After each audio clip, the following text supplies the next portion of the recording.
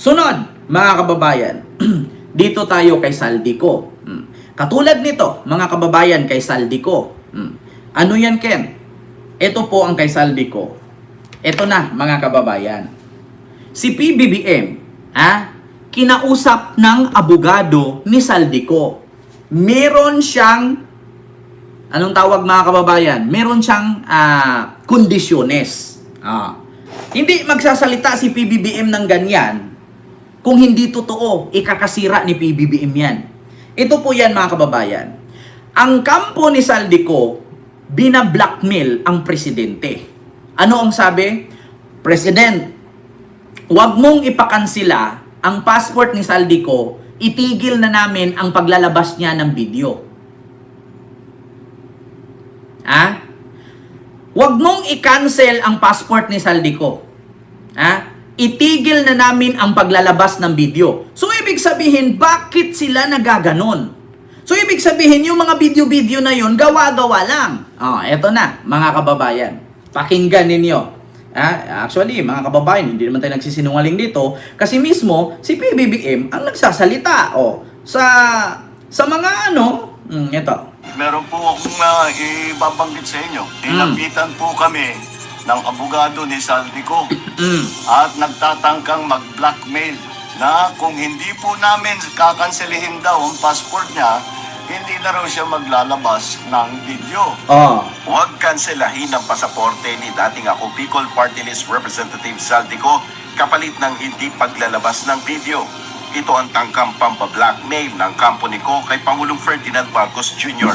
Sa panibagong ulat ni PBBM ukol sa anomalya sa flood control projects, binigyan diin niya na hindi siya makikipagnegosasyon sa dating mambabatas.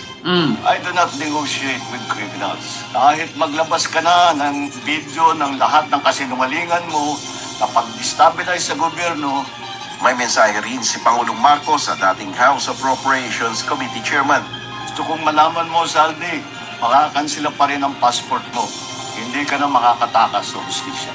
Itinanggi naman ng abogado ni Ko na si Attorney Roy Rondain ang blackmail allegations sa kanilang kampo.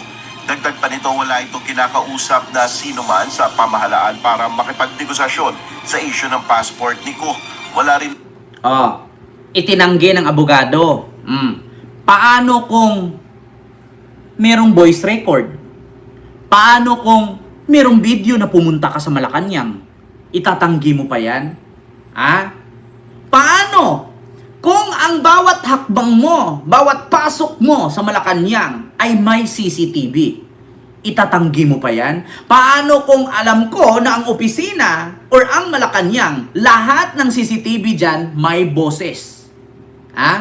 Alam ko na lahat ng CCTV dyan naririnig ang mga pinag-uusapan. Bakit? Binago na lahat ni F. Elisa yan. Kung noon ang CCTV black and white, ngayon mga kababayan, ang boses mo naririnig bawat kwarto. Ngayon, Attorney Rody Rondain, patunayan mo yan kasi si PBBM ang nagsalita. Kung hindi mo mapatunayan yan, naku po, kawawa ka. Kasi bakit?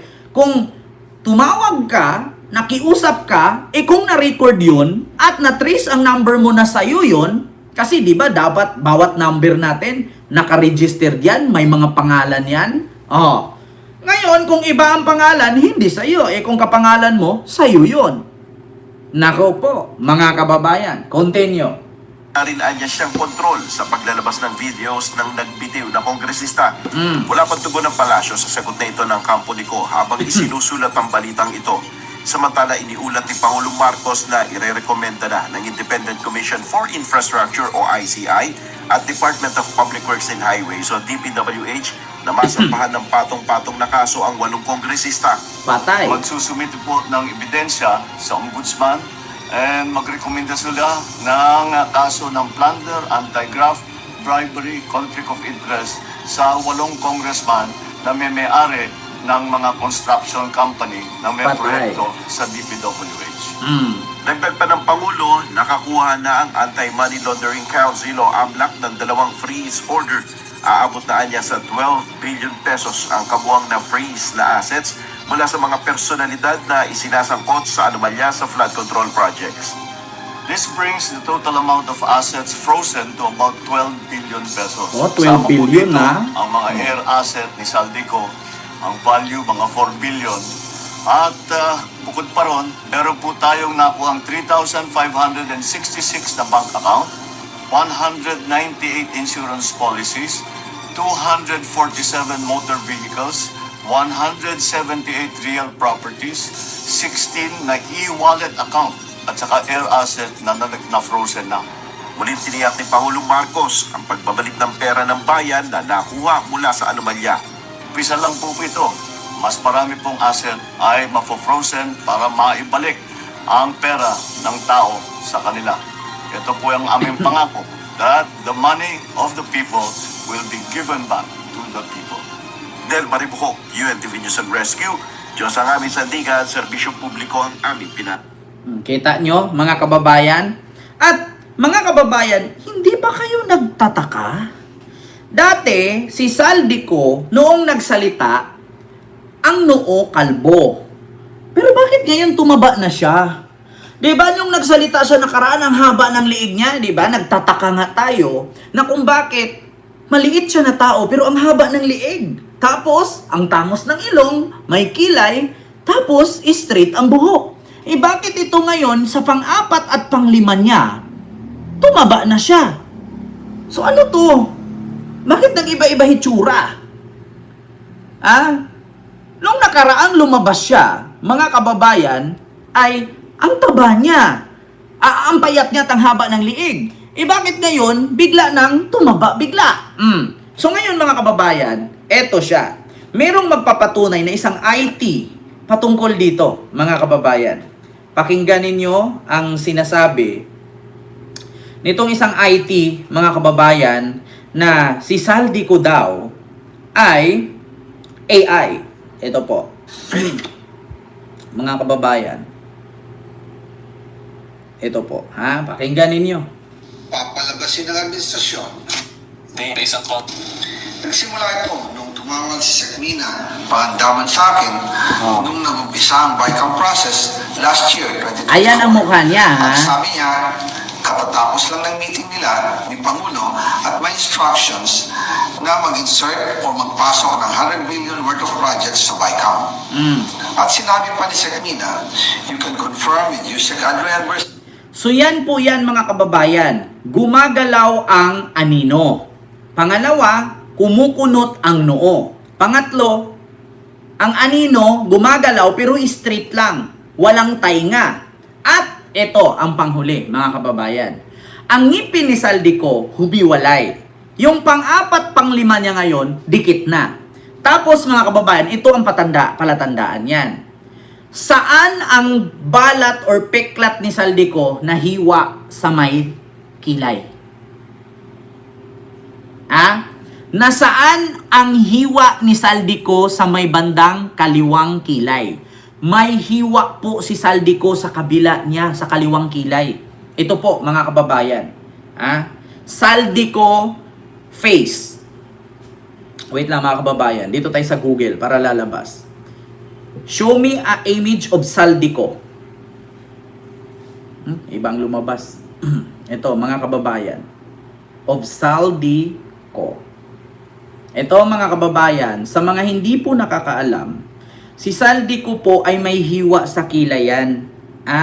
May sugat siya mga kababayan sa kilay at higit sa lahat mga kababayan, ito po. Nakita nyo po yung sugat ni Saldico, may sugat siya sa kilay. At ang buhok niya ay kulot. So paano nangyari na ang buhok niya dun sa video ay straight? Ang buhok po ni Saldico kulot. Kulot po si Saldico, hindi po straight hair. Ako po straight ang buhok ko. Pero si Saldico, kulot po siya na pino ang kaniyang buhok. Para po siyang buhok ni Bembi na anak ni Chris Aquino. Kulot na paikot. At higit sa lahat, wala pong kilay si Saldico. So paano nangyari na nagkaroon siya ng kilay doon sa video? At higit sa lahat mga kababayan, hindi po bungal si Saldico. Paano po nangyari naging bungal na siya? Wala siyang kilay. At ang iksi po ng liig niya at ang liit po niya na tao, actually 4 flat lang yata siya. So paano nangyari na hahaba ang liig niya nung pumayat? So ano yun? Habang pumayat siya, bumaba ang balikat, lumipat sa dibdib. Ano yun? Kinuhaan ng buto para gawing babae? Ano, nasa Biblia? Mga kababayan? So, yun po ang katotohanan. Sabi nga ni Yussi Claire Castro, mga kababayan, kay Saldico, kung siya ba talaga yun o hindi. Ito mga kababayan. For the satisfaction of Senator Robin Padilla po Ito mga ako kababayan. ang ng fake news. Sabi nga po ni Senator Loren kahapon, yun Ito mga kababayan. niya po ba nakuha ito? Anong source ito galing? Ma'am, do we expect more changes in the cabinet amid the ongoing performance review po na sinasabi niyo naman po na regular po siyang ginagawa? Hindi nga po natin alam kung saan ang galing. Mas maganda po itanong niyo po sana kay Senator Robin, saan niya po ba control Ginagawa. Hindi pa po nakakapagbigay ng update sa atin. Expect more changes in the Sa kasalukuyan, wala pa pong ganun. Wala pa pong muling balasahan. But ma'am, meron na kaya tayong ipapalit sa PLLO o sa PEA, NK, and sa kahit po shortlist? Wala pa. Mga kababayan, Sorry, ma'am. pasensya na kasi mahina yung internet natin. May balak po ba kayong gawing legal na aksyon regarding dito sa audio clip?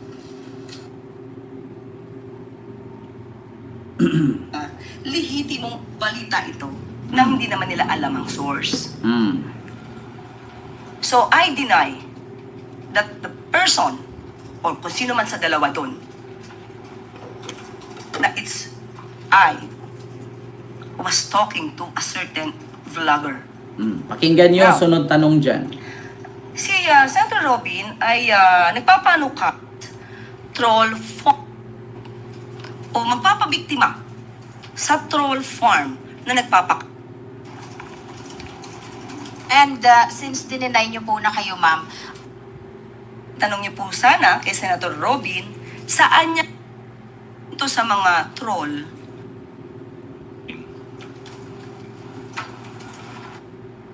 Kay Iban may Hindi pa na po dapat to. nakakapagbigay ng update sa atin.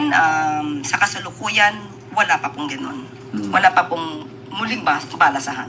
But ma'am, meron na kaya tayong ipapalit sa PLLO o sa... Pero, how about ma'am shortlist? Sec. Ma'am, we understand that all this is the ICI's commitment to live streamed. And Wala, mga kababayan, wala siya. Yung issue dito na may troll farm. Ito po yun mga kababayan ha. Yung patungkol kay Saldico na May nangyari kanina sa... Doon po kasing deliver. na kung saan mga kababayan, mismo sinabi ni Yussi Claire Castro na hindi nyo ba napansin na iba-iba ang hitsura ni Saldico. Mismo sinabi ni Yussi yan na bakit hindi ba kayo nagtataka na una, dalawang video niya ay hindi niya binigkas yung 2022. Tapos pangalawa, yung mga nilabas niya, mga kababayan, ay hindi tugma sa sinabi niya. Nabibisto sila doon. Una, yung petsa ni Gutesa. Ang kay Gutesa, 2025. Ang kay Saldico, 2024. Tapos, pangalawa, yung sasakyan. Ang sasakyan na nilagyan ng...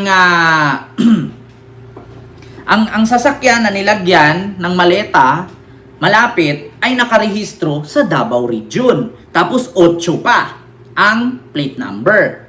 Tapos, sunod mga kababayan, yung mga mali-maleta na bag or nilagyan ng pera, may mga presyo pa. Tapos, itong si Saldico, unang labas, sabi ko nga sa inyo, pumayat, humaba ang liig, bungal. Tapos, ngayong pang-4, pang-5 video, tumaba, tapos yung buhok bumalik, tapos nawala na ang kilay. Tapos, yung anino niya, walang tainga. So, mga kababayan, ito po para sa akin na sana hindi totoo ang nakarating sa akin na ang nasa likod ng paggawa ng AI video ni Saldico ay isang senador. Wala akong pinangalanan. Maraming senador. Sana hindi totoo ang sinabi sa akin ng aking mga biik na walang puwet. Bakit? Yung aking mga biik na walang puwet, mga kababayan, hindi po talaga sila pumalya. Yung mga sinasabi natin dito ay totoo. Sana ang nasa likod ng gumawa ng mga AI video ni Saldico na ginawa sa Ayala Mall sa bandang BGC, sana hindi totoo na si senador ang nasa likod nito. Kasi mga kababayan, pwede niyong paimbestigahan itong page ni Saldico kung sino ang may hawak ng Facebook page ni Saldico. Ipaimbestiga nyo yan sa CIDJ at sa NBI. Kung sino ang nasa likod ng Facebook page ni Saldico. Kasi nakarating sa akin ng intelligence ko. Nakarating sa akin ng intelligence ko, isang senador ang nasa likod nito. Ang gumawa ng AI ni Saldico at gumamit ng Facebook page niya. At ang Facebook page na ginagamit ay nasa bandang Ayala SM Aura. Aura ba? Ayala Mall, malapit sa BGC. Tatawid ka lang, BGC na. Doon ina-upload ang video na bandang hapon. Bandang hapon. At ang senador daw ito ay sangkot sa tambak na tambak ang kaso sa kanya. Mga kababayan. Ako, ayaw kong sabihin. Antayin ko na lang na lumabas. Kasi ito si Saldico, uminit na dugo ni PBBM. Ngayon, sana makarating sa CIDJ at sa NBI at sa tawag dito sa mga IT dyan sa Malacanang na i-search nila ang IP address ng pag-upload ng video ni Saldico. I-search nyo yung IP address. Kasi mga kababayan, isang senador po ang nasa likod niyan. Siya po yung nagsabi na sinira daw siya ni Saldico. Mga kababayan, tandaan nyo, sino bang senador na galit kay Saldico at ginamit ang Facebook page ni Saldico? Alam mo, sa totoo lang, senador, harapin mo na lang yung kaso mo. Ang damay ka pa may padestabilisasyon ka pang nalalaman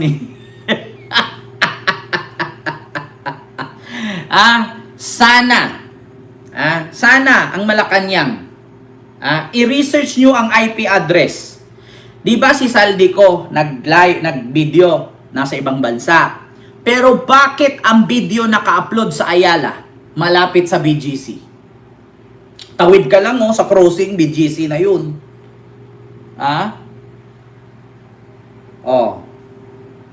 Mga kababayan, yun lang ang sa akin. Tapos tumawag pa daw, di umano, ang abogado or pumunta daw kay PBBM, blinakmail pa. Na hindi na daw maglapas ng video kung hindi i-cancel ang passport ni Saldico. Naku po, mga kababayan, i-search nyo na lang ang IP address. Sa mga IT po nanonood sa akin, according sa aking biik na mga biik na walang puwet, ang nasa likod ng paggamit ng AI video ni Saldico ay isang senador. Wala akong pinangalanan huwag kayong guilty. Kasi kung magre-react kayo yun. Diba? Nakakapagtaka lang, si Saldico nasa ibang bansa. Tapos yung upload ng video niya nasa Philippines. Ano yun? Pinapadala ni Saldico sa kanyang editor. Tapos, ang tanong, sino ang may hawak ng Facebook page ni Saldico? Hindi ba kaya nagkasabwat na silang dalawa? May padestabilisasyon, may demolition job ka pa nalalaman na. May pa-demolish ka pa. Harapin mo na lang yung kaso mo, tad ka na ng kaso do. Makukulong ka na, matatanggal ka pa. May pa-demolition ka pang nalalaman na. Tigil nyo yan. Yan ang nakarating sa akin according sa aking mga biik na walang puwet. Yun po yun. Mga kababayan,